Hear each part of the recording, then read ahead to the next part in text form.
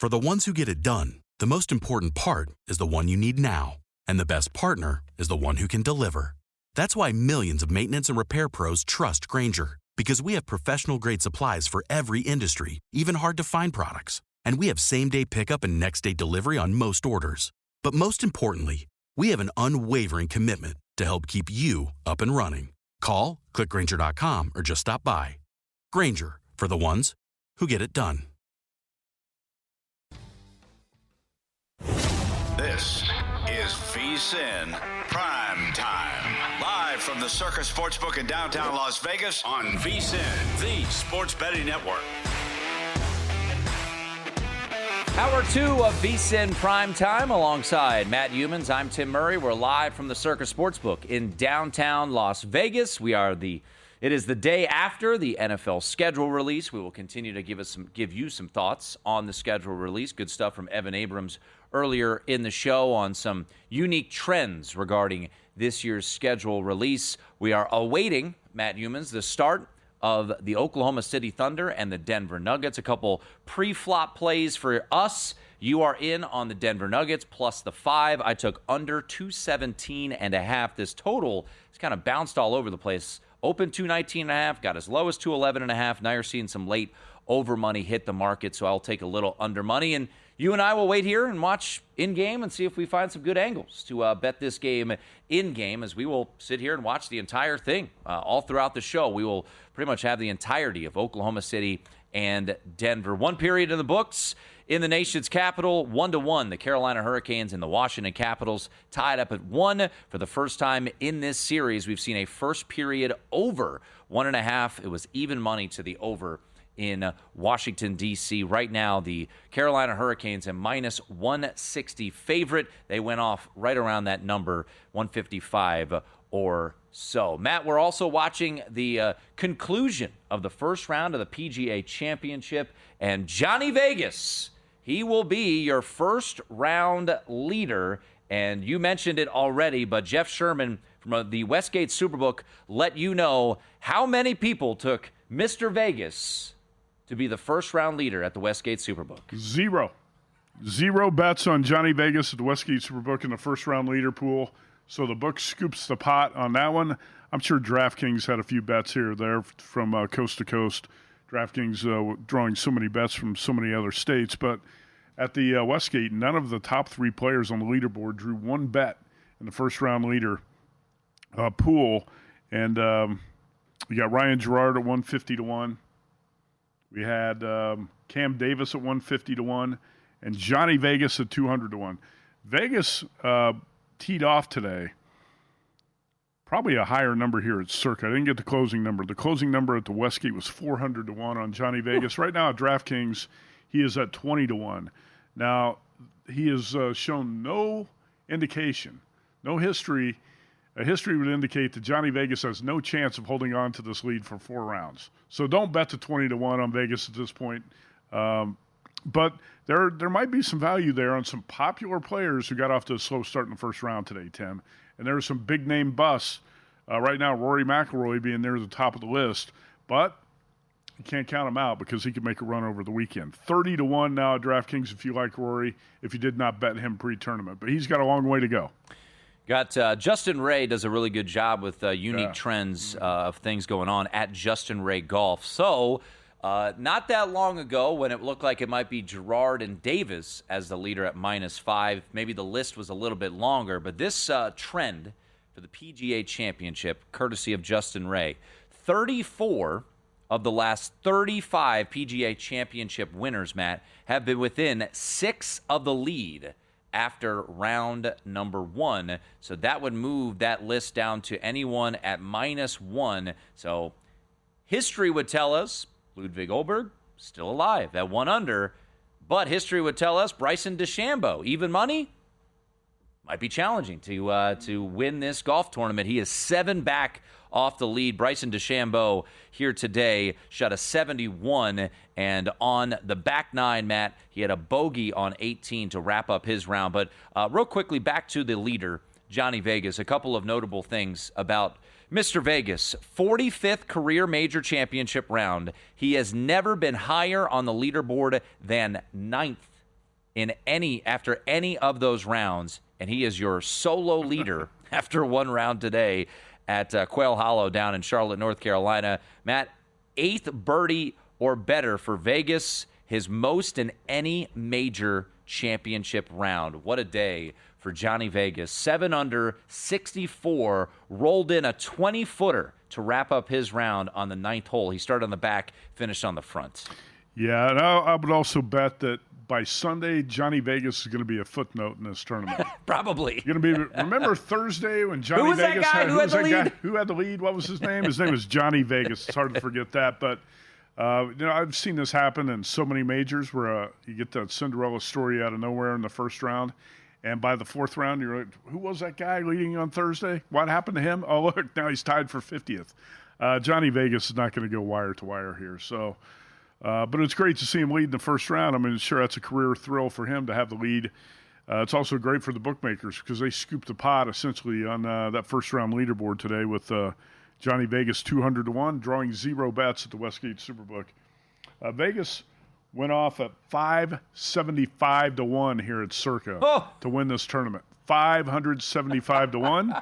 So hopefully. There's a few bettors out there that have that in their pocket. I'm going to find out right now how many bets were on him at 575. Wow, 575-1. All right, a couple other notes from today over the PGA Championship. By the way, second period underway in Washington, D.C. 1-1, once again, the score. Carolina and the Washington Capitals Caps on the brink of elimination, so they need to win this one to stave off elimination there, and they are back at home early on in the second period. Still to come tonight, the Winnipeg Jets. They are in the similar spot as the Washington Capitals are. Funny how that works out, Matt. The two teams with the best records in their respective conferences, the Winnipeg Jets, who won the President's Trophy, and the Washington Capitals, top team in the East, both down 3-1, both home dogs tonight. In these, actually, I think Winnipeg might have moved to a favorite here against the Dallas Stars. Yeah, Winnipeg is slight favorite. I apologize. So Winnipeg has moved to a favorite role against the Dallas Stars. But yeah, we have seen the betting market go against Washington quite a bit, and it's been accurate as they lead 3-1 in that series, and 1-1 is the score right now. 575-1 was the closing number at Circa that Matt, you just found out. And also 0 bets on Johnny Vegas to be your first-round leader at the Westgate Superbook. So I would say, as of right now, and I don't know if you found out the answer yet on how many people have betted, but it seems like the start to this golf tournament is music to the ears of odds makers. Well, that's what I said. I think we have a goal. Do we have another goal? Washington Capitals have taken the lead 2-1 early on in the second period. So the folks rocking the red there in the nation's capital are jumping in jubilation. 2-1 the score as the Capitals lead 2:15 into the second period. And right now, quick update. We will get you that update. No movement yet as they're waiting for this goal to be officially announced here. But 2-1, the Caps have taken the lead over the Carolina Hurricanes as Freddie Anderson gets beat there early on here in the second period. All right, back to the PGA. So Johnny Vegas, your first-round leader, went off at 575-1 odds here at Circa, trying to figure out how many bets we're taking on Johnny here at the sportsbook, but I'm sure not many, if any. But those pile up fast, though. You know, I've talked to golf odds makers about this in the past. So when you put odds up on every player, you got 156 players or so in the tournament this week. I say, do you take a bet on every player? And the answer is almost always yes. Even the longest shots on the board will draw a few bets, for $10 or $20, whatever it might be. So I'm sure there are a few bettors out there holding Johnny Vegas tickets. And Circa, as far as I can tell, had the best number. 5 small bets here at Circa on Johnny Vegas. 5 small bets. 575-1 is what he went off. So Sam Cooney, the Circa Sports golf odds maker, is going to be he's going to be on the show with us tomorrow night at about 6 p.m. Pacific, talking about where the PGA stands heading into the weekend. But Sam just told me 5 bets, small bets on Johnny Vegas at 575-1. So there's a few people out there getting teased right now thinking he could win. So what do you do at this point? Have you been in a situation like this before? You've bet golf for a long time. Have you had someone, in the 500-1 range after a first round? I've had plenty of players in the 200 or 300 to 1 range that had a shot to win. And do you start getting off of it? Do you start getting off of it now? There's not much you can do, unless there's a book that posts a yes/no price. Which they'll do, but that price is still price is going to be sky high. There's not much you can do. You just hope for the best. Wow, they have waived off the goal really? in Washington. So I was wondering why we didn't see the adjusted price. And I believe we've got offsides on the Capitals. So no goal for the Capitals. They had taken a 2-1 lead. The place was going nuts. And now we're getting close-ups of Capital fans cursing as it is 1-1 there. The goal has been waved off due to an offside. So the live line remains Carolina the favorite at -154, and the total is 5.5 juiced under right now. So an unfortunate break there for the Washington Capitals as they get their goal wiped off the board. We're going to head to the Mile High City, Matt, and get some thoughts on Denver and Oklahoma City with Andy Lindahl coming up here on the other side of the break. But, we also have, Matt, coming up this weekend is the Preakness Stakes. And you can always check out what they've got to offer over at First Bet. That is the place to bet, the Preakness. New customers can use the promo code VSiN200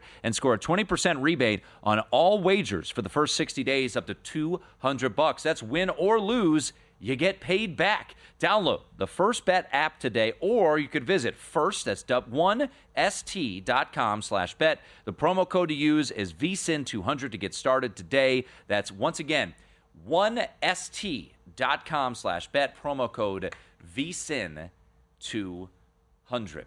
17 minutes ago, Matt, in the second period in Washington, D.C., 1-1 after the goal that looked to give Washington the lead was wiped off the board. And Johnny Vegas, with a Major League Baseball logo on his chest, is your first-round leader. 200-1 at the Westgate Superbook. And as Matt found, 0 bets on Mr. Vegas there to be your first-round leader. How healthy is Jamal Murray? Can the Nuggets stave off elimination? We go to Denver next. If you work in quality control at a candy factory, you know strict safety regulations come with the job. It's why you partner with Grainger. Grainger helps you find the high-quality and compliant products your business needs to inspect, detect, and help correct issues. And the sweetest part is, everyone gets a product that's as safe to eat as it is delicious. Call 1-800-GRAINGER, click Grainger.com, or just stop by. Grainger, for the ones who get it done.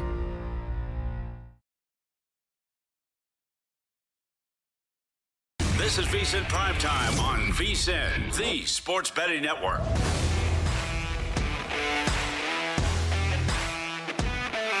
A sports night ahead of us as we've got 3 teams trying to stave off elimination. The Carolina Hurricanes up 3-1 in Washington, D.C. That game tied at 1 as the Capitals had a goal waved off just a little while ago. A challenge from the Canes was won as the Caps were indeed offsides. Later tonight, the Winnipeg Jets take on the Dallas Stars. Your President's Trophy winning Winnipeg Jets, a small favorite tonight, down 3-1 in that series. And then on the hardwood coming up in about 20 minutes or so, the Denver Nuggets taking on the Oklahoma City Thunder. OKC up 3-2. And to help us preview this, we head to Ball Arena, where Andy Lindahl just got off his radio program on Altitude Sports Radio, 92.5 FM. And Andy, what is the latest on Jamal Murray? What should we expect from him tonight?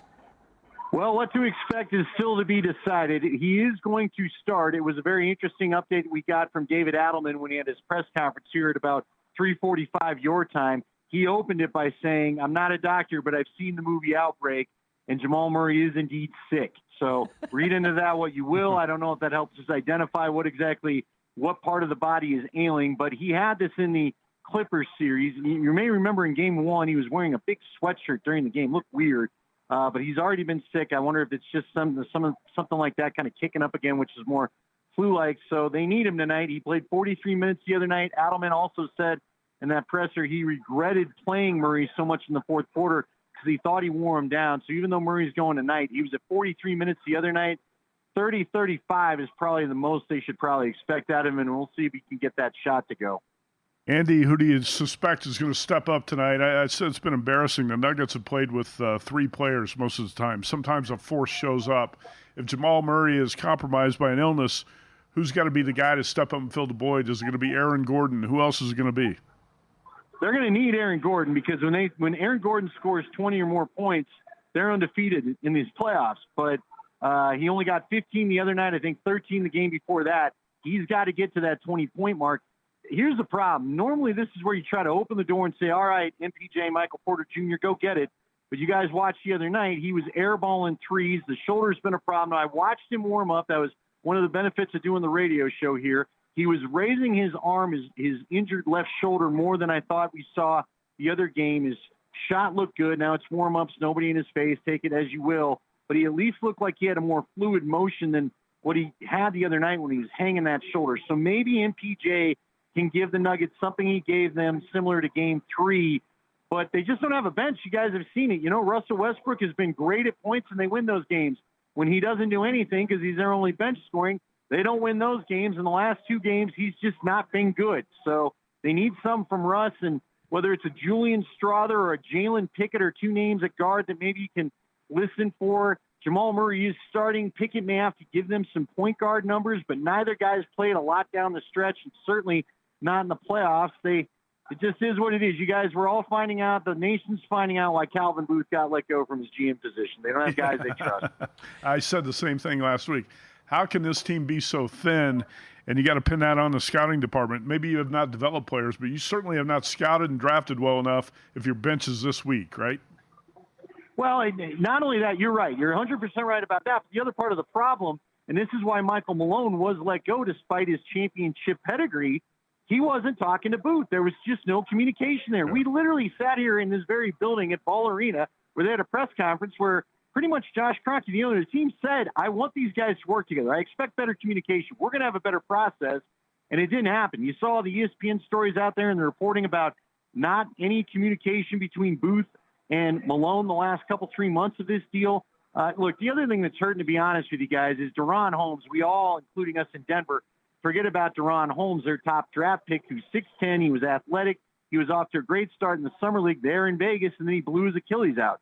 And had he not done that, maybe this would look a little bit different than it does now. Maybe they'd have something that resembles a bench. But, yeah, there just was not enough being on the same page, drafting the guys Malone wanted to actually play.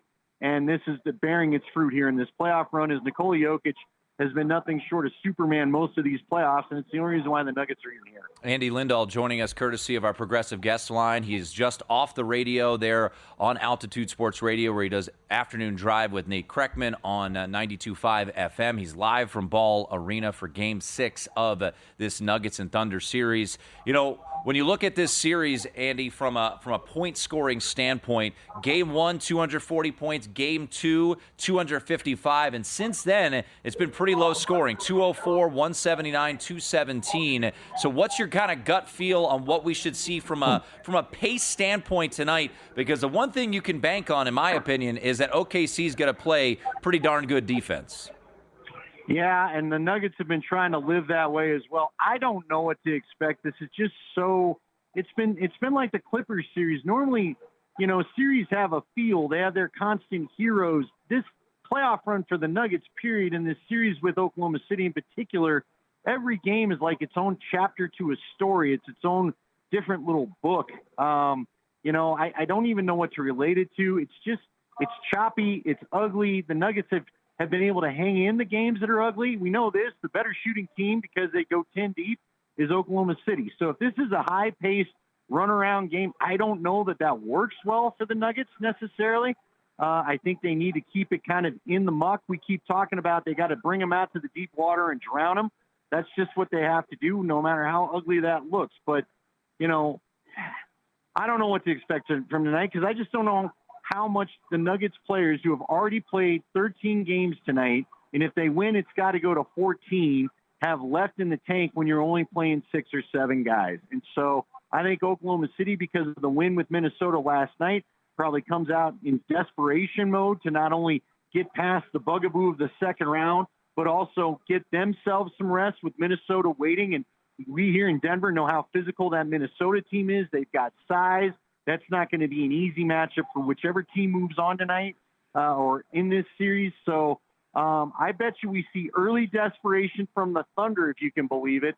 And I wonder, can the Nuggets withstand that? And if they can and get past the initial energy burst of an Oklahoma City team desperate to send a message, then maybe they're okay. I just don't know if Jamal Murray's compromised or how compromised he is, how well they survive that burst. It looks to me like it's two tired teams, too. I've seen the Thunder, signs of the Thunder wearing down. They're a little bit deeper. Can you talk about closeout games? Always tough on the road, and Thunder laying 5 tonight. What's your opinion of that? I just think it's easy. It's interesting because they're young, right, guys? We all know in sports there's a process. And the Thunder, I'll tell you what my concern is if you take a neutral eye of it. The way the Thunder answered Denver the other night, the way the Thunder got that win in Game 4, because Denver had 8-point leads going into the fourth quarter. And look, normally here, with Nuggets fans, we're used to watching the Nuggets add on to a lead, close it out, and kind of put the opponent to bed. They haven't been able to do it the last fourth quarters, one of those games at home. That's been the shocking part of this. So I'm kind of starting to wonder, are we watching the Thunder grow up? Are we watching this young roster, youngest in the NBA, pass another couple of tests? And will that be what actually steals them on the way to the NBA championship? So I think they're dangerous right now with the resiliency they've shown the last 2 games. I don't know. Here's the thing. I don't like betting against Nikola Jokic. And he looked like his old self last game. Had Nikola looked like himself the last 2 games last game, I would be betting against the Nuggets tonight. I don't like telling anybody to ever bet against the Nuggets when Nikola Jokic is playing well at home, though. So there's my conundrum. He is Andy Lindahl. Catch his afternoon drive program on Altitude Sports Radio. He and Nate Kreckman from 3 to 6 p.m. Mountain Time. He's live from Ball Arena. Always appreciate it, Andy. Enjoy the game tonight. Take care, guys. Thank you. There he is, Andy Lindahl, live from Ball Arena. Jamal Murray will play. Interesting thing you mentioned about Michael Porter Jr. So I bet under Porter Jr. in Game 4 and thought it was a lovely result. He finished with 3 points. He's been dealing with that shoulder injury. This is what he's done so far in the series, Matt. 2, 8, 21, 3, and 2. So you got to wonder, all right, is there going to be a point in time where a role player at home, and reminder, Game 3, that's the game that he played so well. He hit the 5 3-pointers. Does he play well tonight? Does he overcome that shoulder injury? He could be one of the interesting cogs that they're looking for, because you've pointed out a number of times here, Matt. Who else is going to step up outside of Nikola Jokic and Jamal Murray, who is dealing with an illness? He's going to start tonight. Is it going to be Aaron Gordon, who's had some really good moments? He hit the big 3-pointer from the corner in Game 3 to force overtime. He had the putback dunk against the Los Angeles Clippers. He's had some really nice moments, but who else is going to step up for the Denver Nuggets tonight outside of the Joker? I don't think it's going to be Porter. You can't count on Porter to step up. So it's going to have Christian Brown's going to have to knock down some of those wide open threes. Aaron Gordon's going to have to do a little bit of everything. And Russell Westbrook, that's your guy. Westbrook's got to show up and play tonight. Good luck. Good luck with that. Well, you got a better shot with Westbrook than you do with Porter. Denver Nuggets, a 5-point home dog.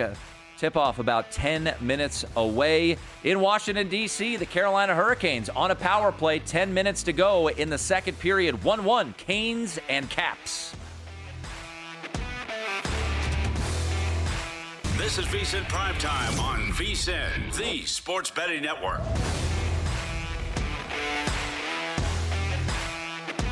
Keep it rolling here on a Thursday night alongside Matt Youmans. I'm Tim Murray. Ladies and gentlemen, we got breaking news.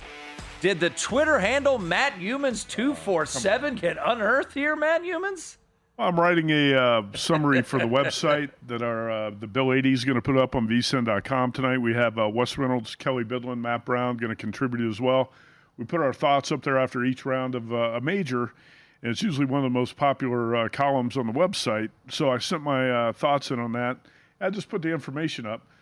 I think by Saturday or Sunday, Johnny Vegas is going to be a forgotten player in this tournament. But for right now, 575 to 1 odds. If you bet them, 5 small bets here at Circa on Johnny Vegas. And the bookmakers got to love this.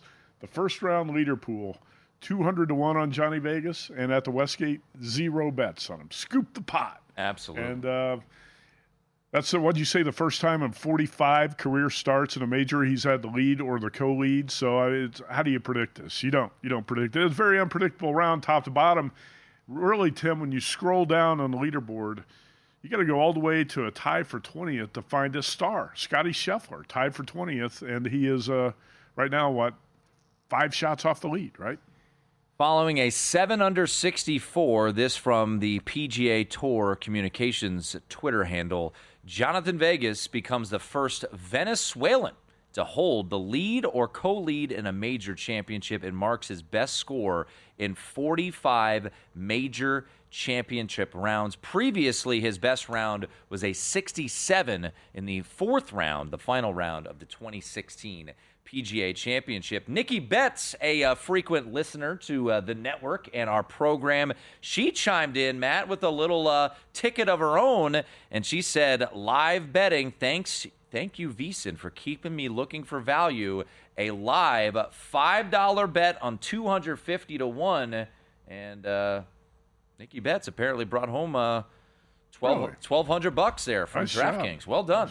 That's one of those where you say, why didn't I bet more on it? That's Will Hill, our buddy, hosts the Should Have Bet More podcast. But, hey, at least you got 5 to win, what, 1,250. So good good hit there from Nikki Betts on Twitter. Nice. Live bet during the first round and was able to grab 250 to 1. Quick update from the nation's capital. 1-1 remains the score. 6:44 to go in the second period. We've seen a couple of power plays gone to the wayside there, but 1-1 is the score in that one. So we're moments away, Matt, from keeping our eyes peeled on Nuggets and Thunder. Game 6 between the Nuggets and Thunder. And what's interesting to note here is I got in at the wrong time. I should have waited and anticipated, Matt, that over money would hit the market. This thing opened 219.5 at Circa, got as low as 211.5, and I'm going to double-check the time here on 211.5. It was yesterday evening, so right around the time you signed off, or our draft special, or our schedule special, signed off. It was 211.5, and now we're back up to 218.5. So it has been a roller coaster ride of this total, and it looks like we're going to close pretty much where we opened at around 218.5, 219. How do you look at this? There's 2 ways to look at this. We talked about 2 fatigue teams. And when you get into 6 games of a series like this in NBA playoffs, you're going to have tired teams. You also have teams that know exactly what the opponent wants to try to accomplish on offense, right? Yep. You've got these teams scouted inside and out. Tim, I would think that would lead to lower scoring games because you're going to have tired legs, jumpers that come up short. A lot of times, instead of driving to the basket, guys will settle for jumpers when they're tired. So you would think a lower scoring game in a situation like this. The flip side to the argument would be, well, when their teams are so tired, the defense lacks. You don't have the same defensive intensity. Which one do you subscribe to, or would you say it's a combination of both? I'm subscribing a bit towards the tired legs are going to lead to less buckets. I don't know if we're going to get a, 17-8 first quarter like we got over the weekend, which made our eyes bleed. That might be the worst first quarter I've ever seen in all my years watching the NBA. That was horrific. That was a terrible quarter of basketball there in Denver on Mother's Day. Hopefully no mothers had to watch that. That was not a celebration of their day. But it was interesting. Andy Lindahl, who I could sense in his voice that he was not ultra confident in Denver, but felt like he didn't want to go against Nikola Jokic. What I picked up from our conversation just a moment ago with Andy from Ball Arena was that he felt like in order for Denver to win this game, they kind of need to muck it up and not run out. It doesn't feel like they're going to be able to run with OKC. So, we'll see how it plays out. What's interesting, and not that it's apples to apples comparison, think about the Knicks and Celtics series. Games 1, 2, and 3 all go under. Games 4 and 5 flown over the total in both of those games. So Game 6 here, first 2 games of this series went over the total, both those games in Oklahoma City. Both the games that took place in Denver, you had 204 points in regulation in Game 3, 179 points in Game 4. So the two Denver games have been the two lowest scoring games of the series. So we'll see if that, carries true. Well, I'd be curious, too, when you think about how this market has moved. And now is it just people just trying to get back in of where this thing was, buying at the low point? Because we've seen it move 8 points, but all it's doing is heading back to where it ultimately opened at, which was 219.5. Well, I'm with you here. I agree with the move in the betting market. I think the under is the way to play it. And it's been pretty ugly offensive basketball for the most part. With two tired teams, I think what you're going to see tonight is, and when you get deeper into series, also you tend to see teams play more of a half-court offensive style instead of a wide-open type of game. So, but let's face it, both these teams struggle in the half-court offense too. Yeah. Nuggets half-court offense can be really painful to watch sometimes.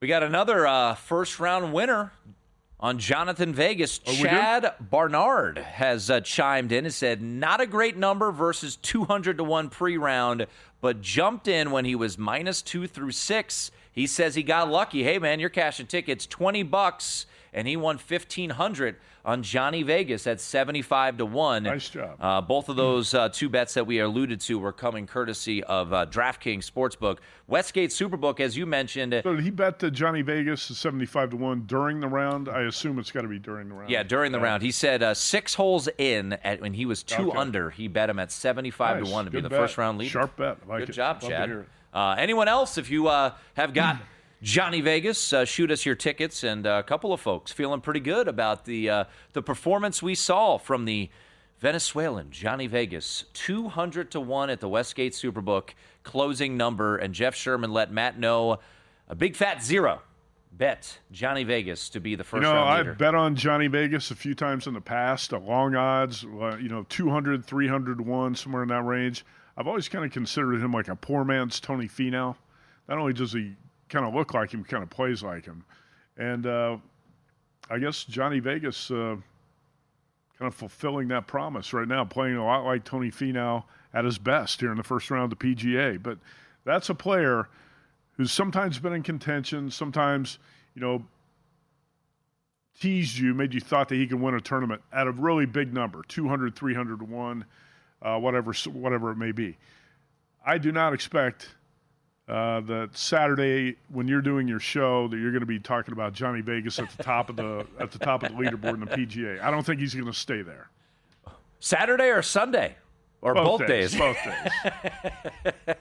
I'm going to make Justin clip that, and if he is leading, I'm going to be like, well, this was Matt Youmans here. Yeah. Flip it, because, Johnny Vegas shot. I'm going to play that regardless. How about that? All right, I'm going to predict what Wes Reynolds is going to say, the Wizard, when he comes on with us in the final hour tonight.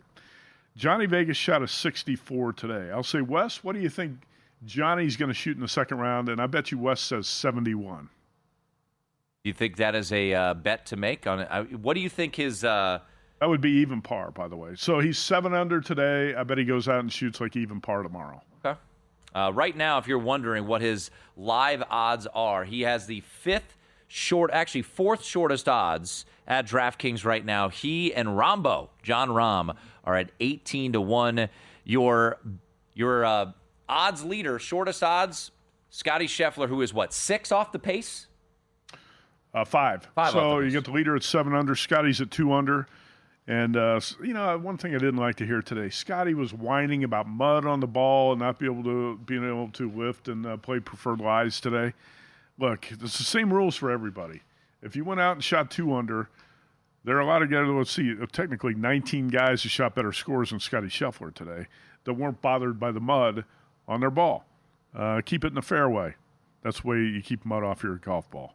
By the way, Rory McIlroy today, all over the place. Justin Thomas, all over the place. They all double bogeyed the same hole. Oh man, that was ugly. I think what was that, the 14th? Was it something like the 14th? All 3 players doubled.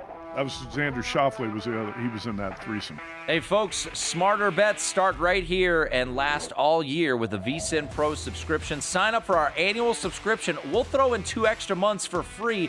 $199 for 14 months. That's 2 extra months free and under 50 cents a day. The promo code is PRO at vsin.com/subscribe. For the ones who get it done, the most important part is the one you need now. And the best partner is the one who can deliver. That's why millions of maintenance and repair pros trust Grainger, because we have professional-grade supplies for every industry, even hard-to-find products. And we have same-day pickup and next-day delivery on most orders. But most importantly, we have an unwavering commitment to help keep you up and running. Call, click Grainger.com, or just stop by. Grainger, for the ones who get it done.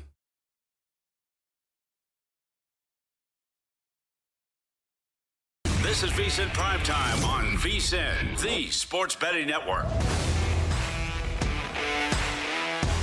We are underway, ladies and gentlemen, in the Mile High City, Denver, and Oklahoma City, Game 6 of the Western Conference semifinals.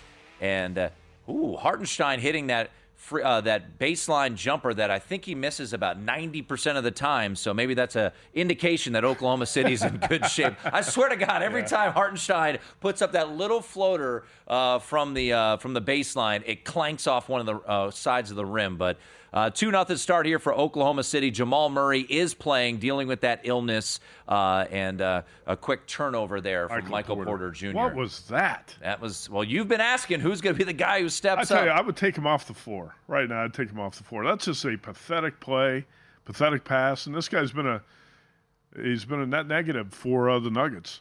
I hate to see something like that.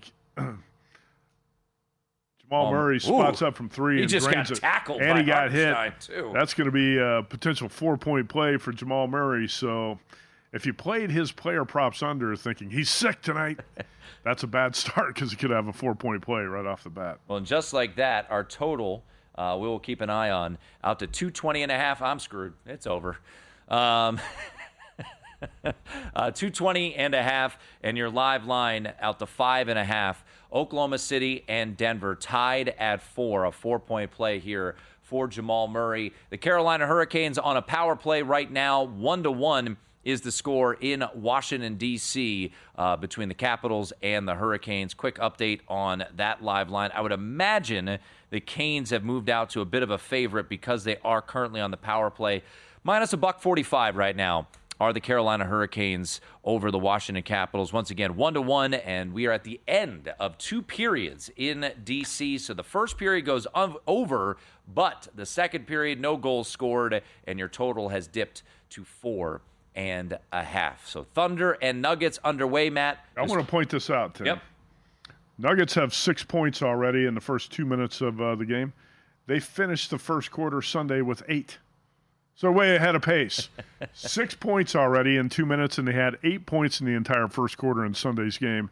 So actually, they have 8 points now. So with 9:36 to go, Nuggets up 8-6. Yeah, already they have matched Sunday's first quarter total. Already off to a good start, and this is why we say it all the time. If you like the under, well, here you go. The game has been going on for 2.5 minutes, and the total is now out to 225.5. So just like that, we have got off to a very strong pace here. It is a bit of the opposite of what we saw, as you alluded to, Matt, on Sunday between Denver and Oklahoma City. I'll say this, whatever juice Jamal Murray has going through the veins right now, he doesn't look very ill, but the Oklahoma City Thunder are shooting the ball well. So if you anticipate maybe a little regression from a shooting standpoint, under 226.5 at one point in time on Thursday or Wednesday night, this thing was down at 211.5. So a strong pace here between the Thunder and Nuggets. And I would say so far an aesthetically pleasing game, getting lots of buckets, unlike what we saw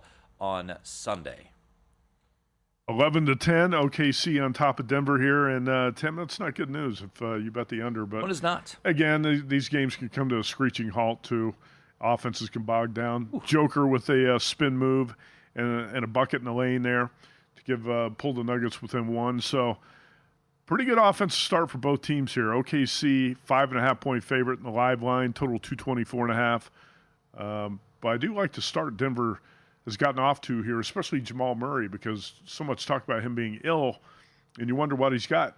It's not. It might show up later in the game. He might get fatigued and really worn down in the second half. But right now, it looks like he's got a lot of energy, and he's playing well. He's got 6 of 11 points for Denver so far, 6 of the 10. Yeah, we will obviously keep you updated on live lines and everything you need to know regarding Game 6 of Denver and Oklahoma City. 11-10 right now is the lead for the Thunder, and Jamal Murray will head to the free throw line here to try to give Denver the lead back. We're going to dive into a couple thoughts here and there regarding the NFL with the schedule being released. And we had Evan Abrams on from the Action Network earlier on the program. I'm going to have Warren Sharp on from sharpfootball.com on my program on Saturday. He usually puts out some good nuggets as well, Matt. The 5 easiest schedules in the NFL based off of win totals: San Francisco, the Patriots, Saints, Falcons, and Bills. The Patriots were a favorite in 0 games last year, and right now I believe at DraftKings, I want to say they're a favorite in 11? I think that's correct. Wow. Yeah. I counted that up today.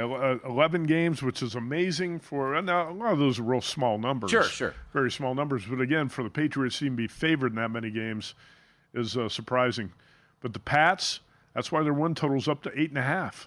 And that might look like a far-fetched number, but I do think the Mike Vrabel hiring is going to be a great thing for the Patriots. They were a poorly coached team, sloppy, undisciplined team last year with the rookie quarterback. Now you got a second-year quarterback in Drake May and better pieces around him. I think Vrabel's really going to improve that defense, which was not bad last season. So I can see the big jump here for the Patriots. The problem is you can't really bet it over at this point because the market's ahead of the curve on the Patriots. You remember last year, Tim, right before the season, after watching the preseason, I bet the Broncos over the season win total of like 5.5.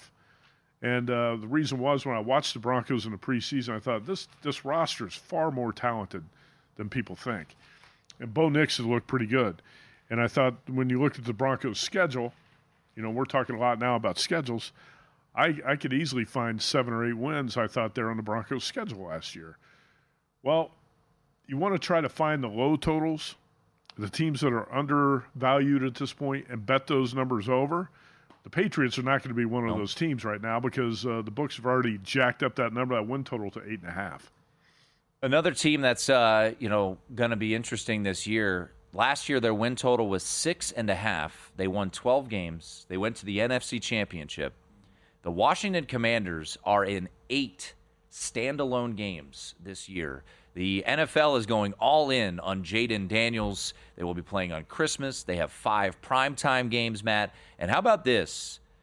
Per Warren Sharp, as he breaks it down, the easiest schedule in the month of September, the Washington Commanders. So could they be a candidate, Matt, where you look maybe an adjusted win total under? If they get off to a good start, do they maybe slow down a little bit? They are favored right now in 12 of their 15 games. And week 1, they are a 7.5 point favorite against the Giants. They and Denver are the biggest favorites in week number 1. They're a short dog on a short week at Green Bay, and they get Vegas and Atlanta to wrap up the month of September. So their 3 games are Giants at Green Bay Thursday Night Football, home to the Raiders, at the Falcons, a favorite in 3 of those 4 games. So, yeah, that's another thing. I know Chris Macero, our buddy who's on the network a lot, and he's been in the Circuit Friday Football Invitational. Chris last year loved the Commanders over.